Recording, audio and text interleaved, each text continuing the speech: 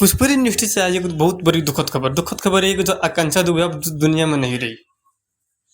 आकांक्षा दुबे अब दुनिया में नहीं रही क्योंकि जो है खबर निकल के आ रही है कि जो वाराणसी के होटल में जो है उनका जो है फांसी से फंदा से लटका हुआ जो है सब मिला हुआ है, जो बहुत बड़ी दुखद है। क्योंकि जो है कल जो है चैती छठ है, आज जो है प्रसाद जो है लोग खाते हैं और जो है बहुत जो है उनके घर में जो है मातम का एक बहुत मतलब जो शोर गुज गया है। भोजपुरी यूनिवर्सिटी के लिए मतलब जो है एक शोक का लहर जो दौड़ चुका है। आज ही जो उनका गाना आया है पवन सिंह के साथ यार कभी हार नहीं, जिसमें बहुत मस्त काम किए उन्होंने, बहुत मस्त।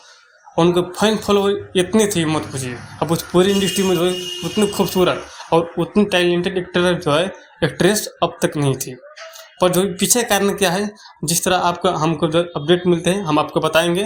बाकी आप लोग जो है इनके बारे में क्या जानते हैं क्या नहीं बताना है प्लीज़ जो है कमेंट करके बताइएगा और वीडियो को लाइक कीजिए, चैनल सब्सक्राइब कीजिएगा। हम बाकी जो है जिस तरह का जो नोटिफिकेशन मिलता है हम आपको बताएंगे।